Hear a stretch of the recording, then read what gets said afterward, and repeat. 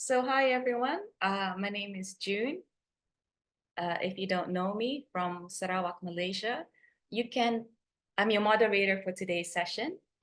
So please share where you're coming from on the chat. Also for the Indonesians, we have translation for Indonesians. So for translation, please click on the world symbol, the global symbol. Silakan klik simbol dunia di bawah ini for bahasa Indonesia. And also perhaps for the rest of us choose English.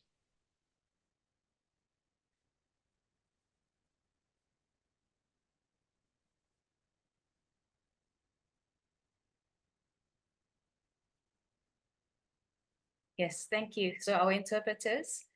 So we would like to thank as well WGII Indonesia for providing translation in Indonesian for our Indonesian and also Malaysian colleagues who are joining us today. So thank you WGII Indonesia for that. I think I'd like to begin. Yes, I hope everyone is fine. Thank you so much for joining us.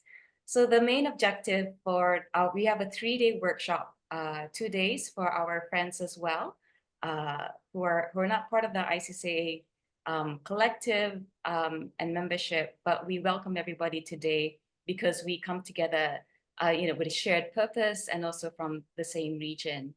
And the objective for this 3-day workshop is to support ourselves, support Indigenous peoples organizations, and support NGOs from Southeast Asia who will be sending delegates to COP16 in Colombia in late October. So we're hoping that this capacity building will help us set direction and strategy as we join COP16. So we have a couple objectives for today, which is, so for today, we're very lucky to have really esteemed speakers today who would help us understand more about the CBD process by presenting its history and the overview of the process. We will also present the active role of Indigenous peoples in the UNCBD process and to understand more how Indigenous peoples organizations from the region can join and collaborate. And as well as the second day is very important where we can learn how to engage more with the party, so more with the governments. How do we engage with party delegates and help to influence the decisions made in the CBD to ensure that Indigenous peoples' rights are upheld and also to support local communities. So I just would like to begin by, if you've just joined us, to write down where you're coming from on the chat.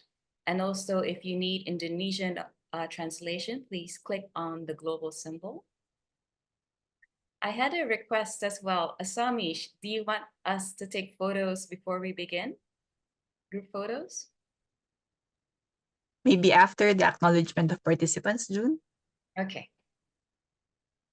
So we're gonna begin with acknowledgement of participants.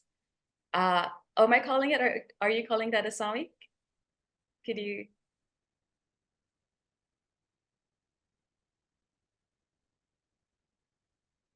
Okay, I will do it. So please click thumbs up or heart when your country or region is called. I think Asami, you should do it. Do you want to do it as our project coordinator? All right. Happy to do it, June.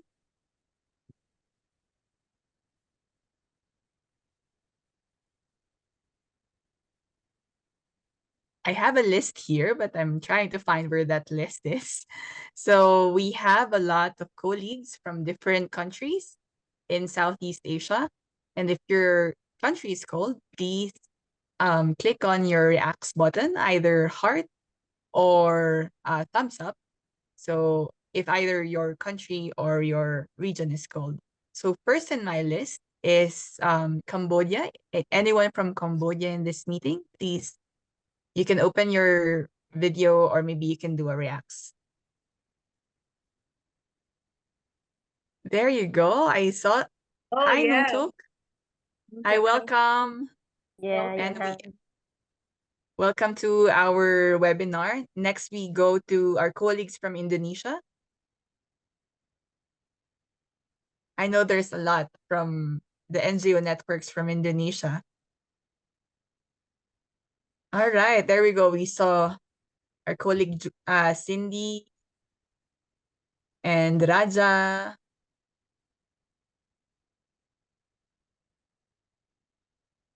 Okay, next we go to, from Indonesia, we go to Laos, if we have some colleagues from Laos.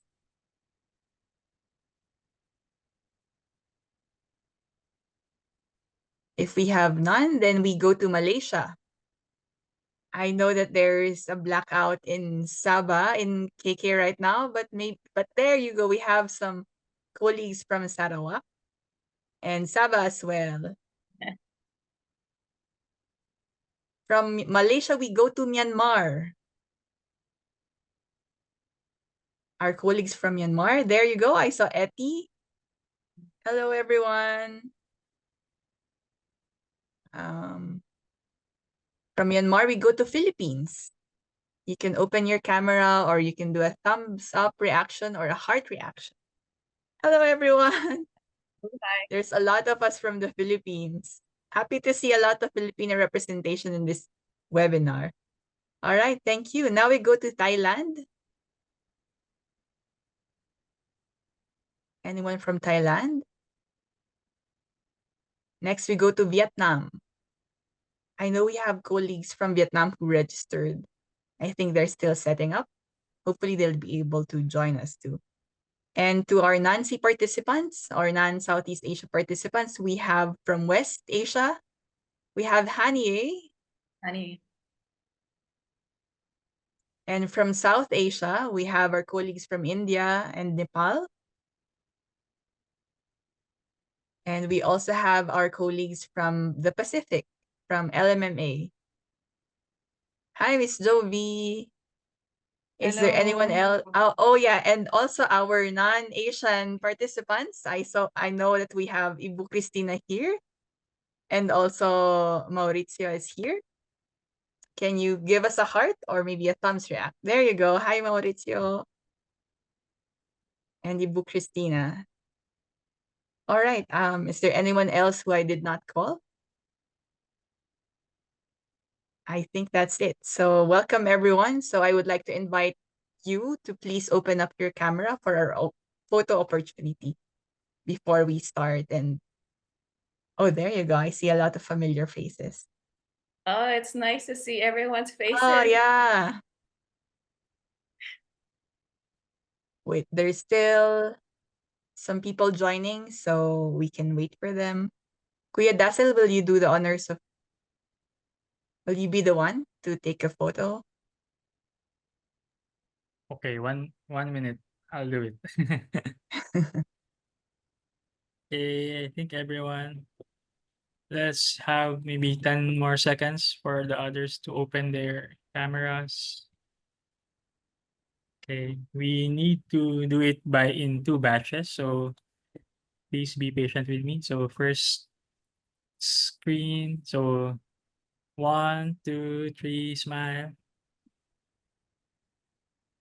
Okay.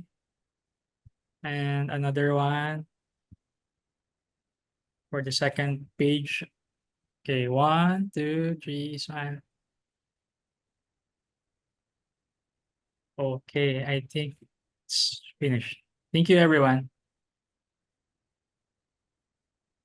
All right, back to you, June. Thank you so much, Dazzle, and also Hasami. Thank you for holding that space. And welcome everyone. For those of us who've just joined us, just to reiterate, this is a 3-day workshop to help us prepare for the upcoming COP16. So the first day would be for us to familiarize ourselves with the CBD process. The second day is also very important, so please make time for that because we're going to learn how can we engage closely with this process, with the party delegates, and how do we position ourselves. And the third day is for the ICCA members so that we can strategize on a collective statement. So thank you and welcome everyone, whether you're from the ICCA consortium, but also friends of the ICCA. I believe this is the first time that we're having a joint collaboration workshop together, and I hope this is not the last and that we continue working together because we come with shared concerns. We come from a shared region. And even though we have diverse and distinct issues and perspectives, we definitely have shared objectives and goals of where we want Indigenous peoples and local communities to go and how are they represented in the CBD process. So I would like to begin.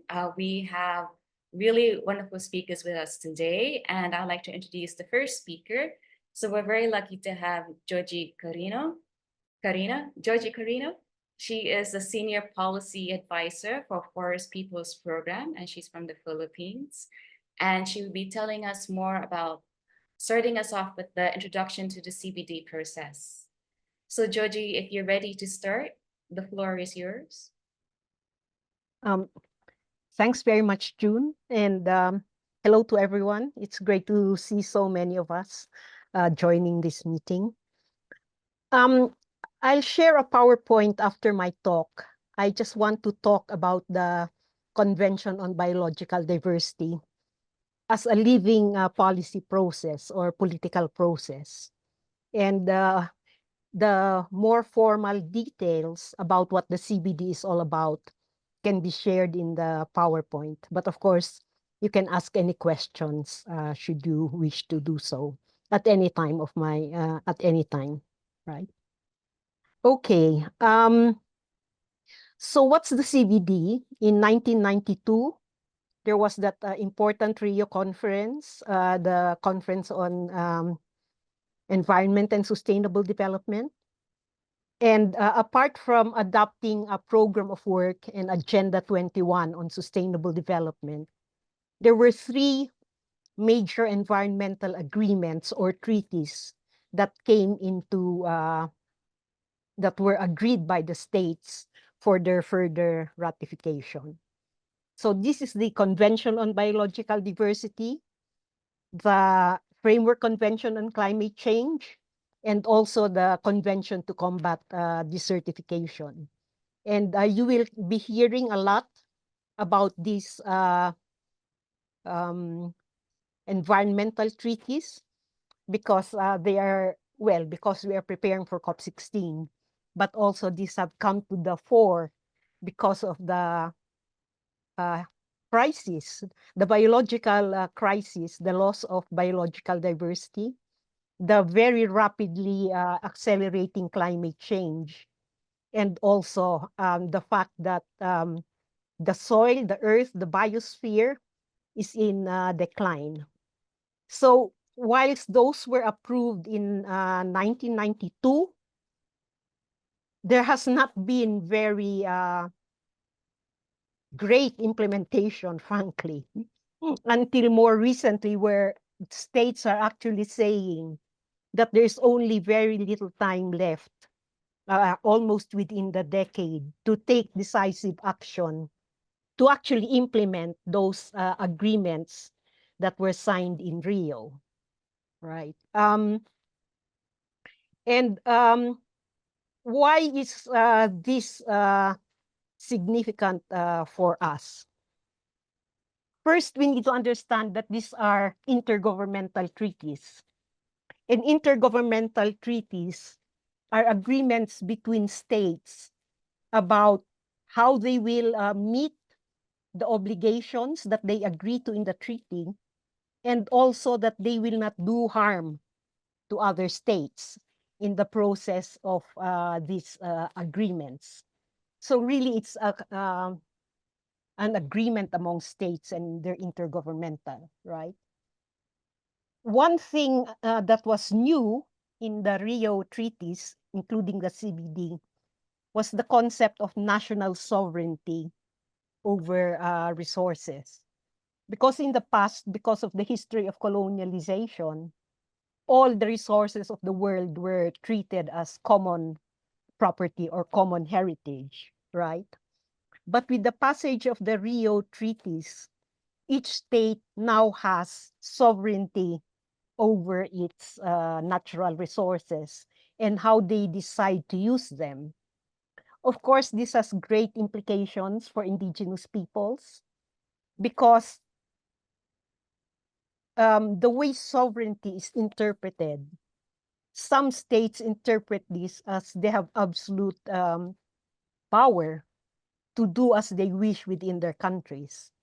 But of course, they are also constrained by not doing harm to other sovereign states. But there's also the issue of sovereignty within the country. Because when indigenous people's rights are not recognized, and this was a long struggle to get this recognized in the UN Declaration on the Rights of Indigenous Peoples, that in fact we are self-determining and that we also have sovereign rights over our lands, territories, and resources. So this is one of the risks in international treaties, that the sovereignty of states may override other rights and other sovereignties or rights, autonomies, say within the country itself, right? So that was one of the main risks that arose from the agreement of these international treaties. That's the same in climate change, right? States also have sovereign rights to do what they want around climate, right? But indeed, if we look at the objectives of the CBD, these are not just matters of state, right?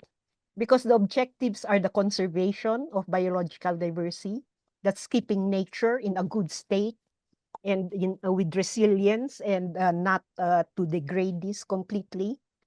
Sustainable use of its components, and this includes customary sustainable use, the way indigenous peoples and local communities have managed, used, and shared resources amongst us through solidarity, through our own customary tenure systems and management systems guided by our values.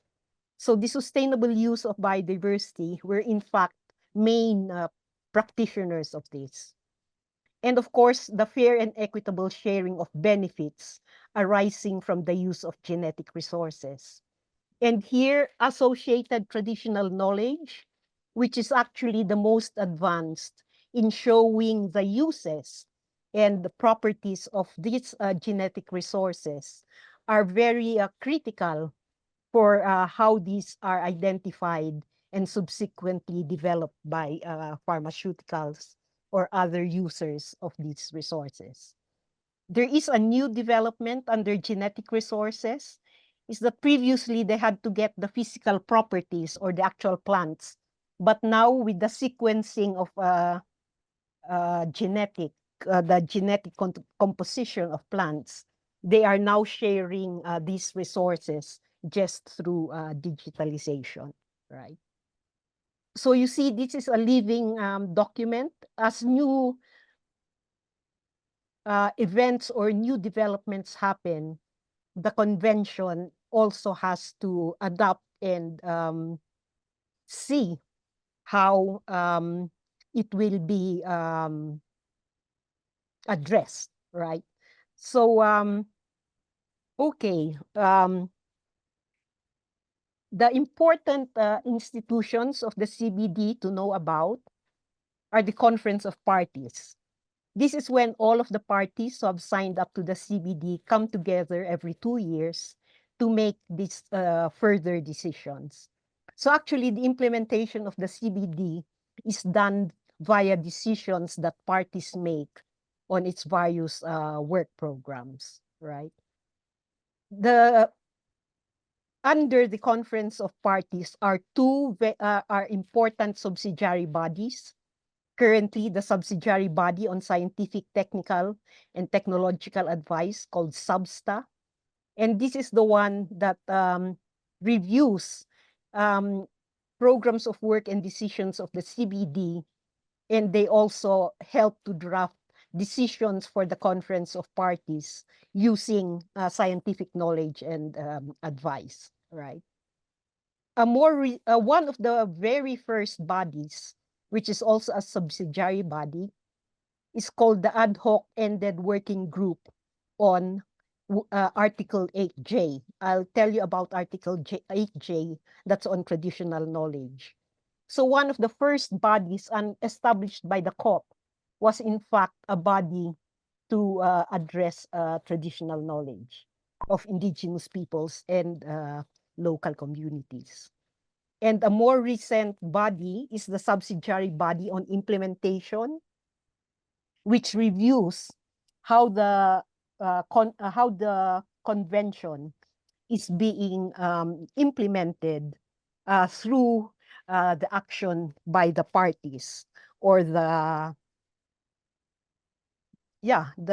our governments, basically, right? And to assist these bodies, we have a secretariat that's based in Montreal, and the secretariat are assigned to specific work programs and work streams. And the work on traditional knowledge has 3 staff who are the ones who are in charge of the work program, which will be also discussed subsequent later, right? Now, in addition to the convention, every time an important issue crops up for further action, right, they develop what are called protocols. Protocols are also legal agreements, and like the CBD, they're legally binding for those who sign it. And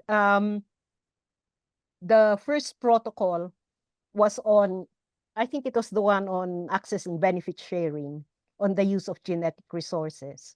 So the parties made agreements on how access would be provided to genetic resources and associated traditional knowledge, how benefit sharing should happen whenever access is given to these resources, and what will be the rules, the rules for benefit sharing, and how parties will relate as providers and as users. So those who are very interested in genetic resources, traditional knowledge, intellectual property rights, and benefit sharing should follow the Nagoya Protocol. The other protocol was on living modified organisms, or genetically modified organisms. And that's called the Cartagena Protocol for Biosafety. And that protocol talks about the transfer of GMOs from one country to another. What are the obligations within countries on how to handle these GMOs safely? And it also has an article on the socioeconomic considerations and how GMOs affect indigenous peoples. So those, again, who are following this issue, it would be good to understand and keep up with the Nagoya Protocol. Now, how does this CBD actually implement its decisions? This happens through parties, and what they are required to do is to develop their national biodiversity strategy and action plan. Usually it follows a 10-year strategy that's agreed at the global level, and they are supposed to apply that in the country, right? And one of the very few obligations of the parties is actually to report on what they are doing to implement this treaty, their obligations under the treaty. So all our governments are right now updating their NBSAPs, or biodiversity strategies and action plans, because they have to be brought in line with the very new strategy, a strategy up to 2050, which is called the Global Biodiversity Plan, right? And because of their agreement in 2022 to have a new strategy, first to 2030, then up to 2050, all parties are now updating their NBSAPs, and they will be required to submit their national reports, I think by 2026. These are one of the most important obligations that the parties have in order to see whether or not they're implementing their commitments, and whether or not the targets that are being set are actually being met. Okay. So why is it important for us, especially for those who have started following the CBD and who might be going to COP? What is really its relevance for indigenous peoples? Well, through centuries, indigenous peoples and local communities have been the original practitioners of sustainable use of biodiversity. In fact, we have co-evolved with biological diversity through our cultures, values, and management systems. So there is no clear separation really between biological diversity and cultural diversity because they go hand in hand. And when there is loss in biological diversity, as in the destruction of forests, that also affects us. And it also affects, say, our knowledge of the use of those resources and the continuing values that and relationships we say that we have with that forest, right? And our rights to our lands are inherent rights, regardless of whether or not governments really respect this in the strategies that they are developing, because of our inherent rights to self-determination, but also because of our ancestral relationships and spiritual bonds to our territories. Anything that is done about biodiversity will obviously affect us. For example, customary sustainable use, which has been how we have practiced and lived our traditions. When governments put a mine over our land, then that will completely change the land use and our relationship with that land or the waters, right? So, in fact, because of our close links to biodiversity, we're in fact completely central to whatever happens to biodiversity, right? So, what else should we say about okay, let us maybe look at the key articles which are actually government obligations, and because this is what will actually be discussed in COP16. How will the parties carry out their obligations towards indigenous peoples, which they have now included in the very present global plan for biodiversity, right? And let's see. First, in the very preamble of the convention, the contracting parties, recognizing the close and traditional dependence of many indigenous peoples and local communities embodying traditional lifestyles on biological resources, and the desirability of sharing equitably benefits arising from the use of traditional knowledge, innovations, and practices relevant to the conservation of biological diversity and the sustainable use of its components. The fact that that has been included in the preamble means that it is actually a guiding principle of the convention, right? And however, while that is in the preamble, I will read to you the article on sovereign rights. And it states that states, in accordance with the principles of international law, the sovereign right to exploit their own resources pursuant to their own environmental policies, with the responsibility to ensure that activities within their jurisdiction or control do not cause damage to the environment of other states or of areas beyond the limits of national jurisdiction.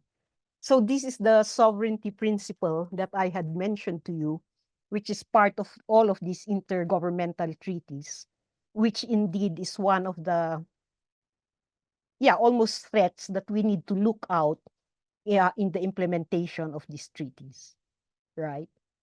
And The Article 8J, which will be referred to as the traditional knowledge article, states that subject to national legislation, to respect, preserve, and maintain knowledge, innovations, and practices of indigenous and local communities embodying traditional lifestyles relevant for the conservation and sustainable use of biological diversity. And to promote wider application and the use with the approval and involvement of the holders of such knowledge, innovations, and practices, and encourage the equitable sharing of benefits arising from the utilization of such knowledge, innovations, and practices. So here is the main article, recognizing traditional knowledge. It actually contains the wording of approval and involvement, which through the engagement of indigenous peoples in the CBD has become acceptance of the principle of free, prior, informed consent. So that is how the development of this treaty goes, primarily through the engagement and advocacy that those of us who participate in the convention, but also lobby our governments in country, are able to develop. Also previously, the language was indigenous and local communities embodying traditional lifestyles. After the UN Declaration on the Rights of Indigenous Peoples was approved, this is now, the wording is now indigenous peoples and local communities. So again, that has to be through our own efforts in engaging. I want to look at one other very important article, which will come up, which is Article 10. And it says in Article 10C, to protect and encourage customary use of biological resources in accordance with traditional cultural practices that are compatible with conservation or sustainable use requirements. It also calls to supporting local populations to develop and implement remedial action in degraded areas where biodiversity has been reduced. So again, that is highly relevant for us, right? I'll spend just a few more minutes on this issue of the CBD being a living political process. Because in this coming years, well, I already mentioned that the national biodiversity strategies and action plans are being currently being reviewed and updated. They'll submit those to COP16 so that an assessment can be made whether parties are aligning their ambition and actions with the global biodiversity plan, right? And after the submission of their NBSAPs for review, they will have to submit their national reports on implementation. And here, we have a big role to monitor whether or not their commitments are actually being carried out in our countries, right? But not only that, because we are so close to biodiversity, we ourselves have to make our own commitments, priorities, and strategies on how to address the biodiversity and cultural diversity crisis. Because without our action on the ground, no matter what parties will be putting in their plans, we will, because biodiversity happens on the ground, right? It doesn't happen in a government department. It actually happens in territories where we live, knowing that most of the key biodiversity areas remaining in the world are actually overlapping indigenous territories. So in fact, our own actions will become very critical in terms of how these, maybe we can say ambitious plans, and this will be discussed with you later, will actually be implemented. We're actually critical and vital actors in the implementation of these strategies. I'll close by saying that when I first attended the CBD COP, that was the third one that was held in Buenos Aires. This was the first time that traditional knowledge was on the agenda of the parties. As I said, how it gets implemented is discussed by the parties, right? So because traditional knowledge was on the agenda of the COP, there was a wide mobilization of indigenous organizations in Central and South America, as well as from all over the world, for example, through the International Alliance of Indigenous Peoples of the Tropical Forest. And there, the recommendation coming from we call that big meeting, the International Indigenous Forum on Biodiversity.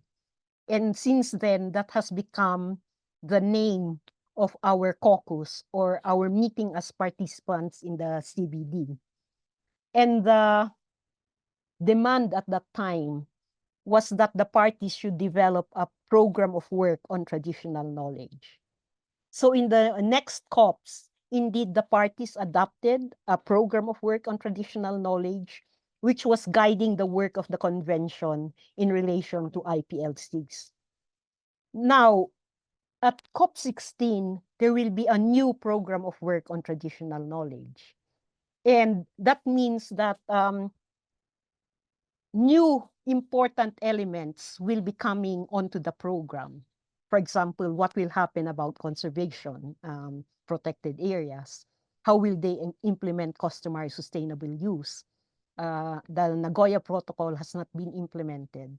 So all of these areas that touch on us will be affirmed or discussed through a new program of work. And also there will be a discussion of the new institutional arrangement. This will again be discussed further, not by me.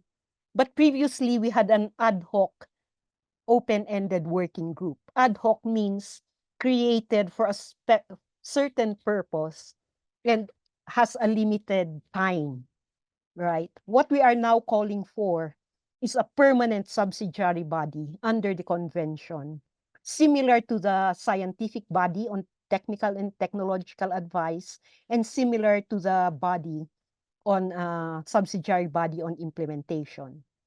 And if the parties agree to this through our advocacy and through the absolute need that our needs and are actually addressed in the coming years, then we will be the first, this will be the first body under the multilateral environmental agreements that will have the indigenous peoples directly talking to parties about how this would happen.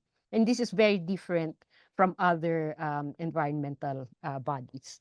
So even if we are observers in the CBD, we are not parties. Nonetheless, through the advances and the creation of these important bodies, then we are having a great influence, but also not just influence, being direct actors for the implementation of addressing the biodiversity crisis and upholding the rights of indigenous peoples.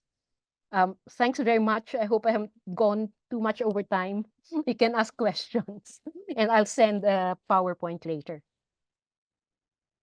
Thank you so much, Joji. Actually, we're just on time. You have 3 minutes extra if you wanted it. But we appreciate it so much. I feel like I've listened to you and Maurizio and Jing and Minnie and others who have, talked about the CBD process and the IFB and also the AIPP workshops. I feel like I learned every time all of you speak. When you speak, Joji, I learned something new. So it's so important to keep having these sessions just to remind ourselves. I appreciate you talked about to tell us that the CBD is a living political process. So negotiations are still happening, which means that we still have room. As you mentioned, we're not party.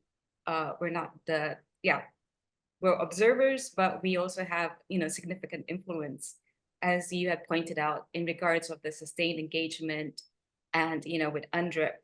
I also very much appreciate for you to remind us it's not just the meetings.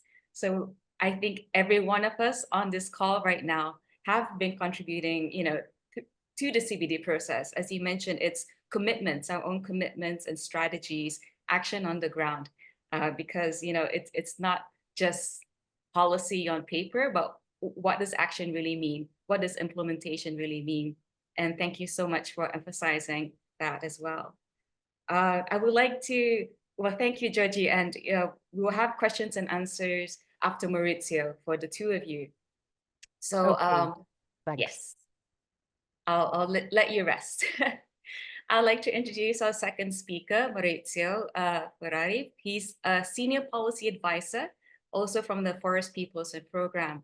And as I understand, Maurizio, you also have a long engagement with Southeast Asia, with Thailand and Malaysia. So thank you and welcome. We look forward to learning from you. And Maurizio will be talking more about the Global Biodiversity Framework and how it's related to CBD and so forth. So Maurizio, when you're ready, the floor is yours. Oh, many thanks, June. Many thanks, Asami, for inviting me to share some information on the Global Biodiversity Framework today. And good day to everyone there. It's a great honor to be a part of this meeting. So I will share my screen. See.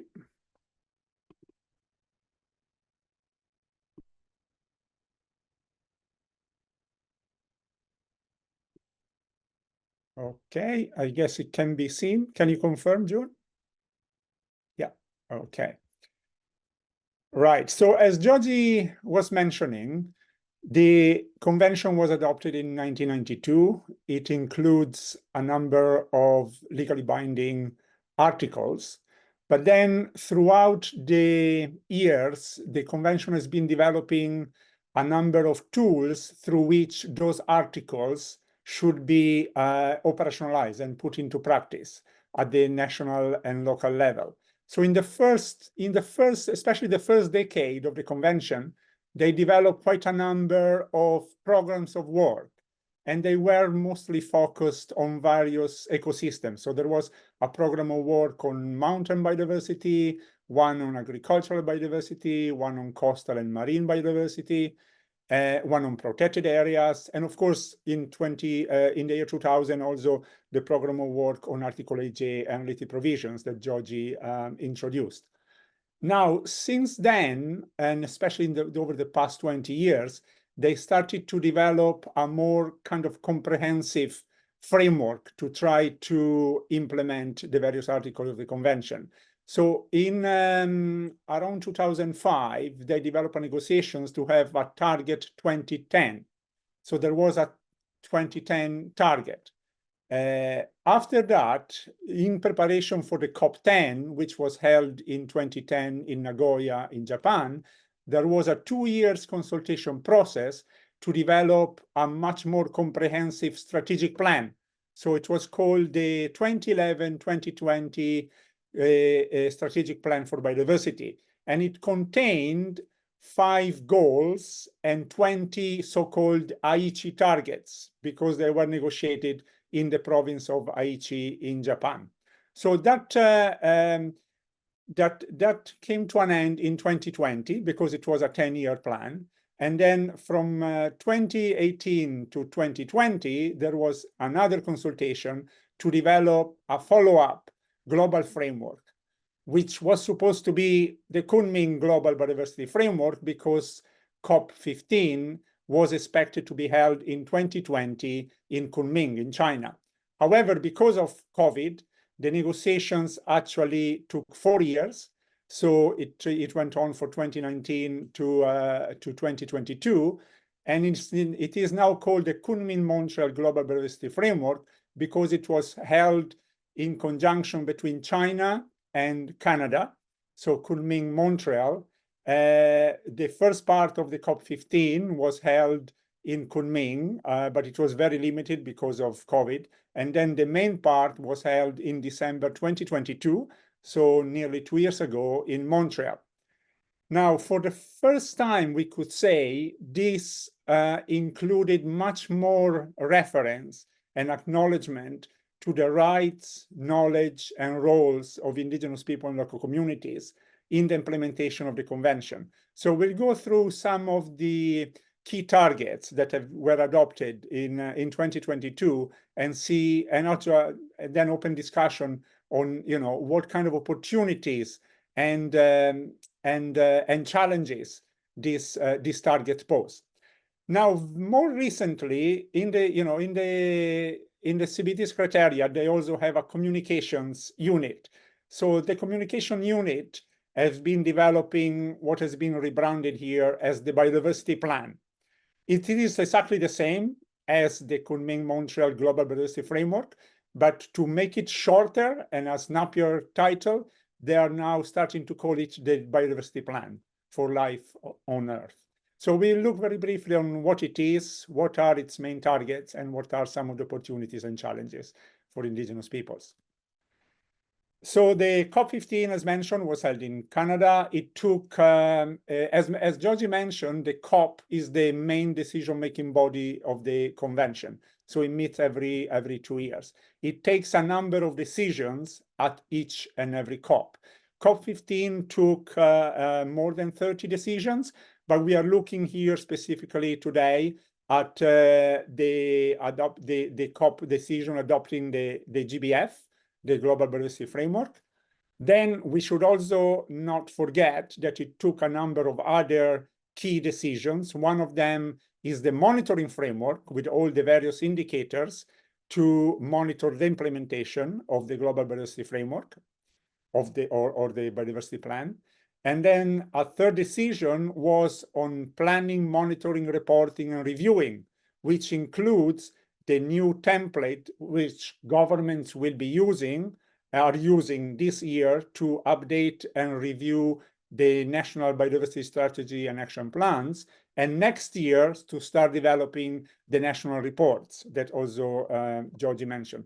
Of course, many other decisions were taken as well, very important as well, for example, on resource mobilization, so the allocation of funding for the implementation or capacity building. But for today, we'll focus here on the GBF. The COP decision, which is COP15/4, adopting the Global Biodiversity Framework, already includes two quite important paragraphs. One, it urges parties and governments to enable participation at all levels of governments with a view to fostering the full and effective contributions and participation of women, youth, indigenous people and local communities, civil society, and other stakeholders. And then very importantly, and this was an article, a paragraph that the Indigenous Caucus very strongly advocated for, was to reaffirm the expectations that parties and other governments will make sure that the rights of indigenous people and local communities are respected and actually given effect through the implementation of this global framework. This is quite new compared to what was in previous strategic plans. So this emphasis on participation and rights coming in from the very beginning of the plan. Now, the plan is no longer just a 10-year plan, it's actually a 30-year plan. So it's got a mission to 2030 and then a vision to 2050 of living in harmony with nature. The mission to 2030 is basically to take urgent action to halt and reverse biodiversity loss and to put nature on a path to recovery on the way to achieve the vision 2050. Now, this is not an official representation. In fact, I just put in there not official CBD material, but just to emphasize what Georgie was mentioning earlier, that one of the differences between this plan and the previous one is the recognition of states and governments and everybody involved in the CBD of the urgency. So you see the decline of biodiversity that has been happening and is still happening in the decade 2020 to 2030 here. But this decade 2020 to 2030 is considered essential to reverse this, to bend the curve, to reverse the loss of biodiversity, to stop it, and then from now, basically the middle of this decade, to start restoring and reversing the trend, and then from 2030 to keep biodiversity growing and increasing and restoring it. So it's not an official CBD material, but it might be useful for to understand the current status. Now, apart from the 23 targets and 4 goals that are included in the Global Biodiversity Framework, there is an important component or element of the framework, which is called Section C. And these are cross-cutting considerations for the implementation of the whole framework. And the first important consideration to take into account there, and this again was very heavily negotiated with all the governments, was to recognize the contributions and rights of indigenous peoples and local communities. So this is a cross-cutting issue that needs to be taken into account in the implementation of each and every of the 23 targets that we will see. So it refers, for example, to the respect for rights in accordance with relevant national legislation, international instruments, and the United Nations Declaration on the Rights of Indigenous Peoples, and human rights law and obligations. And noting that this framework may be construed, that nothing in this framework may be construed as diminishing or extinguishing the rights that indigenous peoples currently have or may acquire in the future. So this is relevant to the point that Josie was making earlier about, of course, the CBD recognizes the sovereign rights of states, but here it is clear that it recognizes the rights of indigenous peoples, recognizing international law, and nothing in this framework should be diminishing those rights. There is also other important cross-cutting considerations is to recognize different value systems, including indigenous people and local communities' value systems and the rights of Mother Earth. Another one on the whole of government and whole of society approach. So as Georgie mentioned earlier, is no longer a matter for the governments or just the Ministry of Environment to be responsible for implementation of the convention. This is clearly recognized that in the past, the failure to achieve the convention is actually due to the fact that it's not been mainstreamed across government and across society. So there is a very strong call for a whole of society approach and for the participation of all the various right holders and stakeholders in its implementation.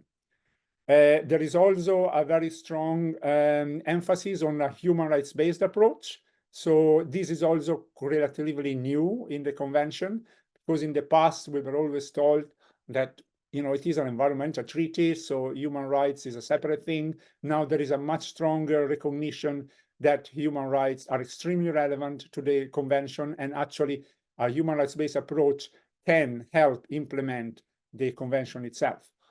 Then there is the other cross-cutting issue of gender. The successful implementation of the framework will depend on empowering women and girls and reducing inequalities. Intergenerational equity on the rights of youth and children, and as well as the recognition of formal and informal education, recognizing diverse views, values, and knowledge systems of indigenous peoples and local communities. So all of these are cross-cutting consideration. And one of the key things, while it has been very good to have this in the GBF, one of the challenges is to remind parties that when they look at the implementation of targets, because that's exactly what they focus on, they will need to take into consideration all of these cross-cutting issues. So while it is a very positive opportunity for us, it's also a challenge to make sure that they actually do it when implementing each and every target of the GBF. Now, we are not going to go into the details of the goals. These are the 2050 goals. There are 4 goals. The first one is focused on the integrity, connectivity, and resilience of all ecosystems. The second one on the sustainable use and nature's contributions to people and the well-being of communities. The third one on access and benefit sharing. And the fourth one, Goal D, on the means of implementation, including financial resources, capacity building, and technical and scientific cooperation. We are going to focus a bit more on the various targets. Now, there are 23 targets. They've been kind of categorized under three main clusters. The targets 1 to 8 address reducing threats to biodiversity. The targets 9 to 13 addressing meeting people's needs, which obviously are extremely relevant. And then the targets 14 to 23 are the tools and solutions. And these also include some very key targets, especially for us, target 20, 21, 22, and 23. On target 1, which is about spatial planning to address threats to biodiversity, here governments and states are asked to ensure that all areas are under integrated and biodiversity inclusive spatial planning. This is very relevant because in each of the country, this will include where protected areas and conservation areas are placed, but also where logging concessions are given, where palm oil plantations are given, or large-scale infrastructure. So this target is actually extremely important for indigenous people local communities. So the Indigenous caucus in the negotiations advocated very strongly to make sure that while this target is carried out, is done while respecting the rights of indigenous people and local communities. So we will see in the last line of this target that is reflected there. And also that these plans are done in a participatory way. So both of those advocacy points were actually supported by parties. It took some advocacy to get it recognized, but they are included in target 1. Target 3 is the so-called 30 by 30 targets on protected and conserved areas. As we all are aware, the imposition of protected areas in the past have caused grave human rights violations of indigenous people and local communities, and also the fact that community-led conservation has not been really recognized to the level that it should have been since the beginning of the convention. So now we have much stronger text in relation to protected and conserved areas. One is that the system, the protected and conserved area system should be equitably governed, so with equity and justice. The second point is that this system should be composed of protected areas, other effective area conservation measures, but also recognizing indigenous and traditional territories. And here the advocacy point by the Indigenous caucus was that this should be recognized as a third pathway to conservation, in addition to protected areas and OECMs. And then at the end of the target, that everything that comes in this target should be done recognizing and respecting the rights of indigenous people local communities, including over their traditional territories. So we have now quite strong text here to make sure that there is no further violation of human rights in the development of protected and conserved areas policies and practice at the national level, and that there is more recognition of the conservation already carried out by indigenous people communities. However, the challenge will be to actually implement it at the national and local level.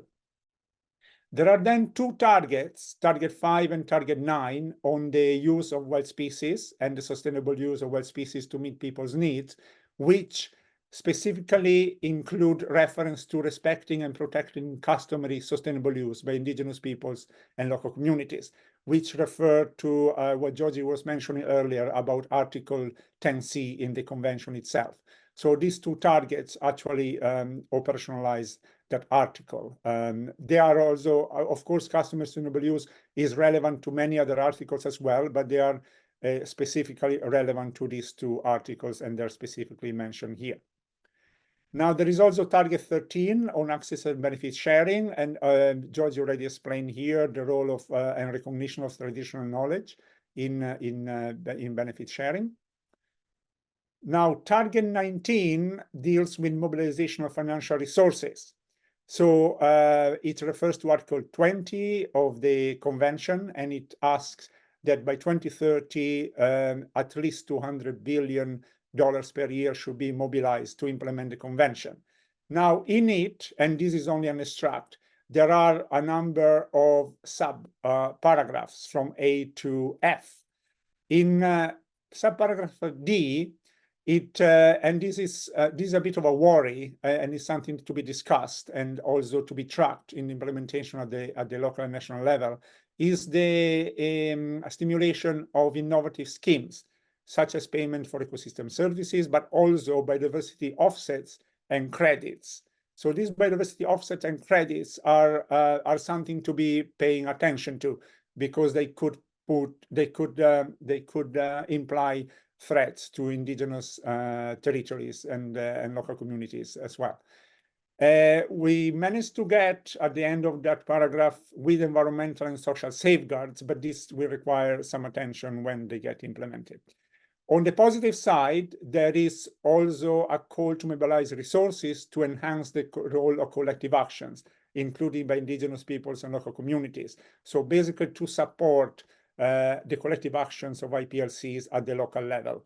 And again, more advocacy will need to be done to make sure that resources are directly mobilized and channeled to support IPLCs at the local and national level. Now, on target 21 is the one on data, information, and knowledge, to ensure that decision-making is made using the best available data, information, and knowledge. And here there is a role for traditional knowledge to be played in it, but also a recognition that it should only be accessed with a free, prior, and informed consent in accordance with national legislation. Now we come to the last two targets. Target 22 was a very central one for indigenous people and local communities, but also for women, youth, and environmental and human rights defenders. So it includes very strong text to ensure the full and effective participation of all the right holders in the implementation of the convention, but also to recognize that indigenous people and local communities, their rights to culture and land territories and resources and traditional knowledge need to be fully acknowledged and respected. And also to ensure the full and effective protection of environmental human rights defenders. So it's a very complex text, but extremely important. And again, because it's included in the tools and solutions targets from 14 to 23, is actually a cross-cutting target that needs to be taken into account in the implementation of all the other targets, for example, target 1, 2, and 3. And then thanks to the strong advocacy by the women's groups in the CBD, both the CBD Women Caucus and Women for Biodiversity, there was also the addition of target 23 on gender, ensuring gender equality and recognizing the equal rights and access to land and resources for women and girls, which is also extremely important. Now, another thing that happened at COP15 was the recognition of the local biodiversity outlooks. Now, we don't really have the time to discuss in details the local biodiversity outlooks, but this was a publication put together by the International Indigenous Forum on Biodiversity in collaboration with the CBD Secretariat and the International Women Biodiversity Network and the Center of Distinctions of Indigenous and Local Knowledge to showcase and illustrate the contributions of indigenous local communities to all the 20 targets of the previous plan, the 2011-2020 plan.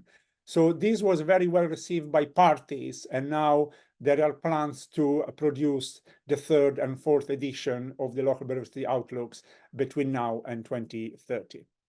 And actually here it asks, the COP15 asks the parties, when developing, updating, and reviewing their NBSAPs, to take the findings of the local biodiversity outlook into consideration. So that's something that actually we should be using when engaging in the national level implementation of the convention.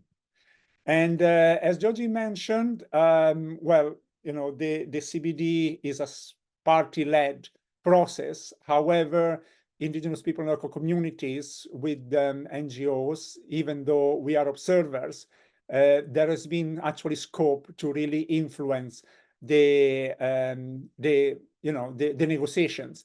And some of the text that you have seen in the targets was really the result of intense advocacy and negotiations of Indigenous leaders from across the world during the past few years, leading to the COP15 adoption. And here you see some of the IFB shots at COP15.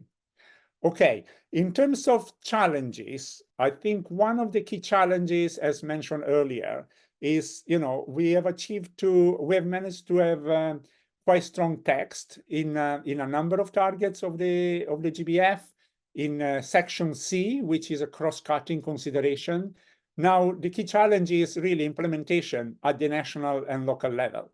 So as Josie mentioned, during this year, many parties have been revising their national biodiversity strategy and action plans, and they will be reporting on their development at COP16 next month.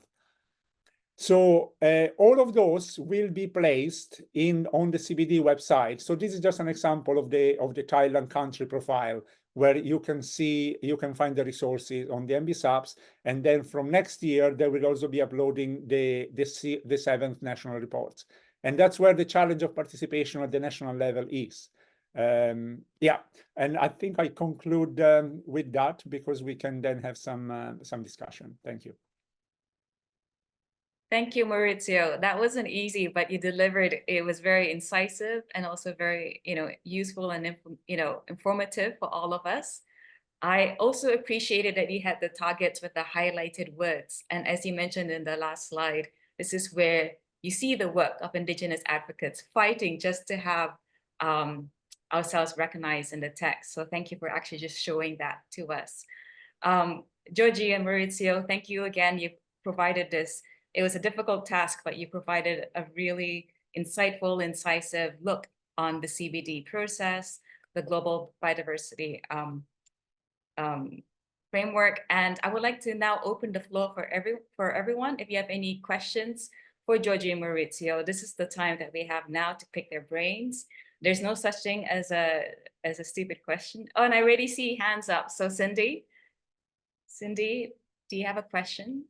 Hello. Thank you, June. Thank you, Maurizio and Georgie. It was a really great presentation and explanation, very clear. And yeah, can you hear me? Yeah, a bit louder. Thank you. Yeah. Thank you so much. Can you hear me now? Yes. Okay. Thank you so much, Maurizio and Georgie. It was really great explanations and presentation. I just wanted to trying to trigger a questions on the implementations context. So because, can you hear me? Yeah, for the implementations context, especially on some target, which is controversial, like 30 by 30 target, which is now like, especially like the,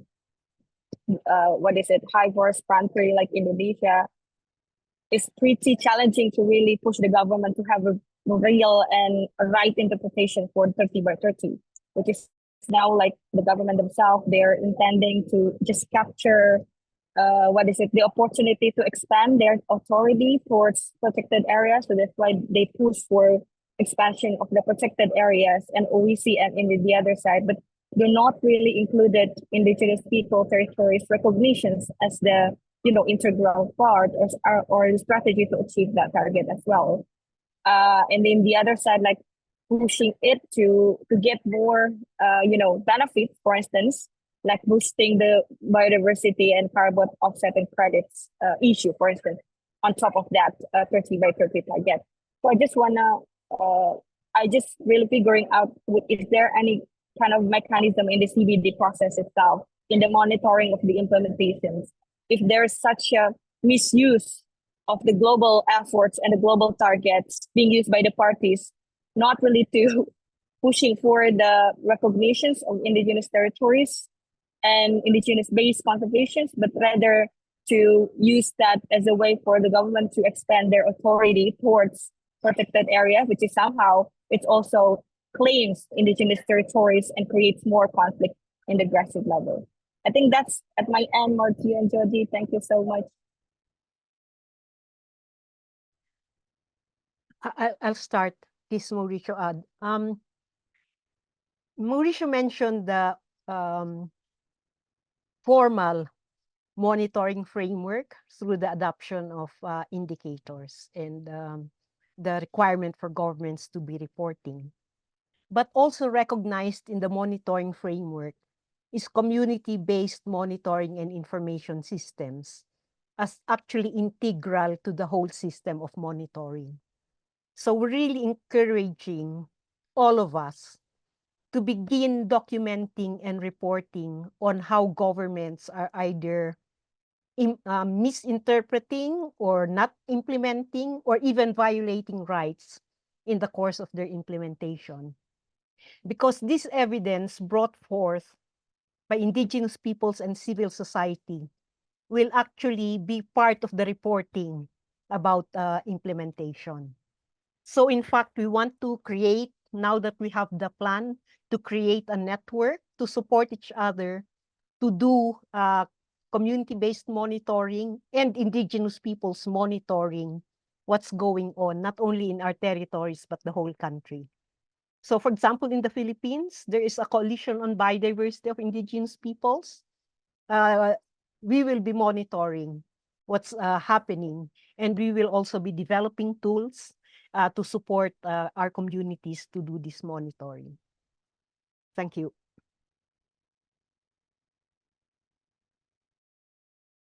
Yeah, thanks a lot. That's yeah, it's a very good question, Cindy, and we knew from the beginning that you know, what was achieved at COP15 was good in terms of text, but then implementation at the national level is really where the challenges start. And I think it's a challenge also for the whole movement, because at COP15, you know, we managed to get some strong text in there because of intense negotiations for 2 years and a lot of organizing. To maintain that momentum, you know, is not easy. And I think this is a key question for all of us. You know, how, you know, on target 3, there was fantastic advocacy, you know, at COP15 and for months before that. But then to really keep all of us connected and to push for the interpretation of target 3 in a rights-based way at the national and local level, you know, it requires a constant effort. Because what you're saying, Cindy, you know, we are aware that that is happening in other countries as well.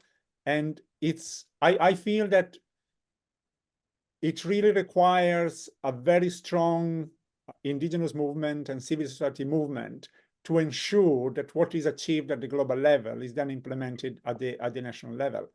So one is the strength of the movement at the national level, you know, let's say Indonesia in your case, but also in terms of all of us at the global level to, you know, to support that national and local movement in each country. And that's a massive challenge, because practically what I've seen is that, you know, there was a very intense advocacy period at COP15. We managed to get that, but then we didn't really manage to keep the momentum up, you know, to discuss, you know, the implementation of target 3 at the national and local level in a very sustained way. And I mean, this is not, you know, it's not to criticize anybody. It's just a fact. You know, it requires a lot of resources and energy to keep the momentum going.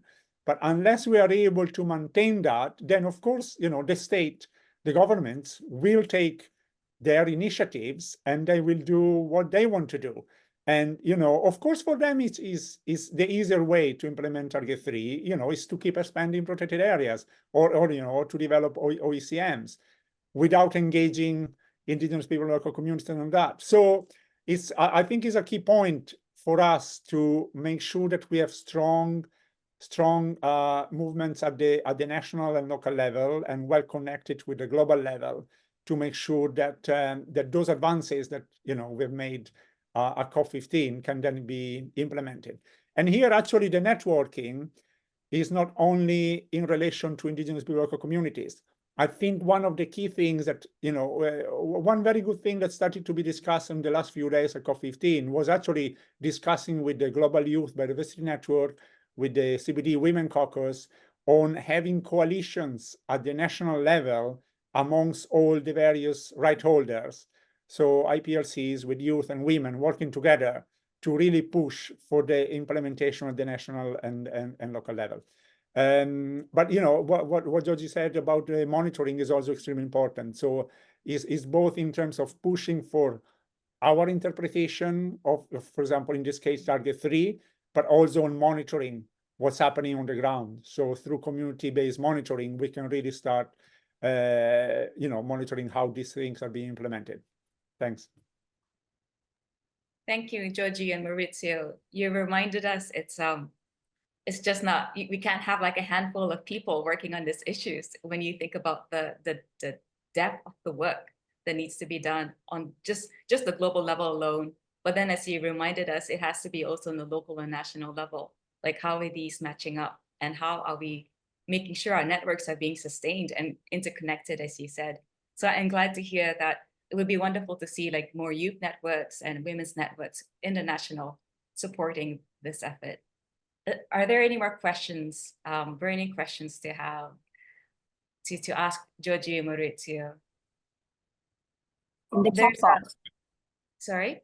There's a question in the chat by Gordon. So Gordon has a question about so now, as you know, the 80% percentage has been challenged on nature. So his question is, will the statement have an impact on the targets, particularly on target 3?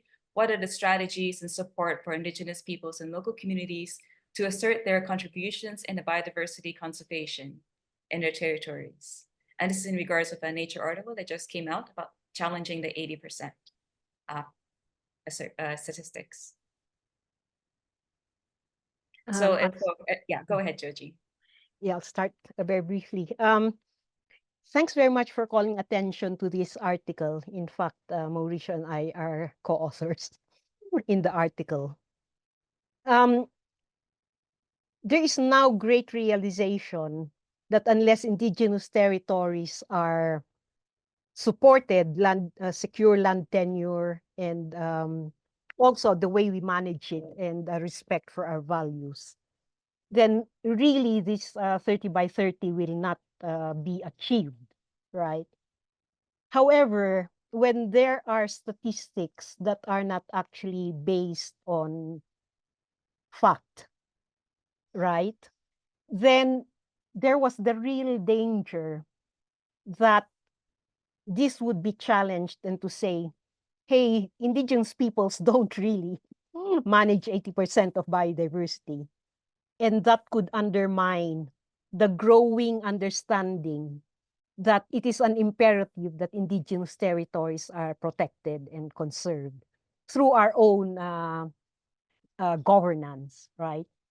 So really, the article was to emphasize that indeed, indigenous peoples are the best biodiversity conservers, and the details are there in the article of the actual land covered where it has been documented. Of course, it's even larger than what is currently documented. But to exaggerate and to put statistics which are not supported in actual ground research carries a big danger that there will be a counter argument against supporting indigenous peoples. And that was the motivation why this article was written, together with strong allies in the scientific and conservation community, that whilst we continue to assert and affirm that indigenous peoples remain the best conservers of biodiversity, to exaggerate to say that that is in fact 80% of the land and biodiversity on Earth, we lessen the credibility of our demands and our claims, right? So it was really to preempt any possibility of either scientists or journalists or those who do not want to support indigenous peoples to say they are just making false claims. It's not really true. We don't even have to support conservation of indigenous lands because what is being put out there is not correct, right? So this relates to monitoring because in fact, in many areas, that might be true, right? However, but to make a claim that 80% is on indigenous territories, there isn't even the possibility of knowing how much biodiversity actually is. The actual possibility of putting numbers and saying the exact extent of biodiversity is not possible to calculate those things, right? And then to put a specific number and to say that that is on indigenous territories is compounding the scientific that it can't be done, but also backing that up with a lie, right? So anyway, thanks for bringing attention to this article. The most important discussion really has to happen amongst indigenous peoples. And the authors are very conscious that as indigenous peoples, we have to engage in this discussion, but also the strong evidence indeed coming from our territories and not with no need to exaggerate because our case is already very strong on our role and vital contributions for conservation. Thanks. Yeah, I fully agree with what Georgie said. Just to add, and actually thanks Gordon for raising this question, because I think it would be very useful actually, and as Georgie said, this is related to the monitoring of the implementation of Target 3. And there is no clear methodology yet on how, we are proposing to measure, if we can use that word, the extent of traditional, indigenous and traditional territories as the third pathway in Target 3, right?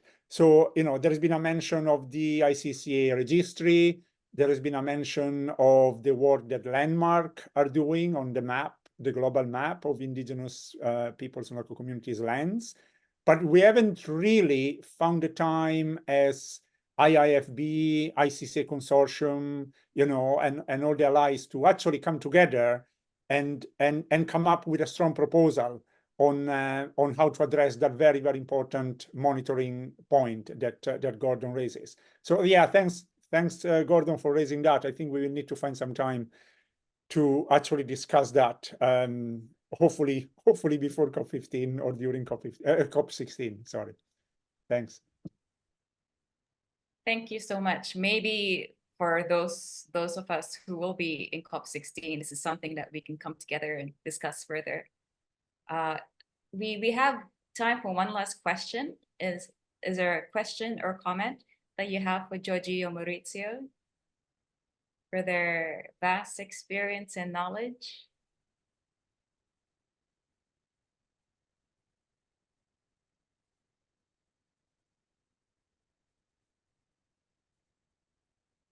Otherwise, I mean, you brought it up and it's such a huge topic. But just to get your quick thoughts, you mentioned it, Maurizio, biodiversity credits. Like, what's your key takeaways? How do we move from here? I'm not going to put Cindy on the spot, but countries like Indonesia, I mean, also we have many countries around the world are facing a lot of pressure around biodiversity credits. Any thoughts on this, on how we could navigate and what we should be focusing on? Right. Okay, so this is a field in rapid evolution. So I'm aware that there are a number of organizations that are starting to put out thinking pieces around this. In FPP itself, we are having some internal discussion. So we should be able to finalize a briefing on that. I mean, we see that the key point is very similar to RED, kind of RED approach, really, that, you know, no RED without rights. So putting rights at the center and the recognition of the rights of indigenous local communities at the center before adopting any policy or practice on carbon offset, on biodiversity credits would be fundamental. But I think this is another issue where there is a need for further networking, because I'm aware that there are other organizations and networks developing thinking on this. So if this is another issue that you think would need some follow-up, I would be happy to actually get the FPP staff who are working on this in touch with all of you who are affected by this, so that we can coordinate, probably between, you know, with ICCA members and IFB members and, you know, whoever other organizations that are here today who are interested in this issue. Maybe that's another topic that we need further discussion and coordination. Thank you so much. And I think we would take up your offer. I think, yeah, more collaboration, as you mentioned, networking is very important. So we can all share the load. I want to say thank you so much, Georgie and Maurizio, for spending and sharing your insights and expertise with us. Thank you so much. And I hope that you could stay on for the rest of our talks, and also maybe tomorrow where we talk more about engagement. But we definitely appreciate that you're here with us today. And we look forward to engaging with you further on this. Thank you so much, Georgie and Maurizio. Thank you also. Many thanks to you. Many thanks to you.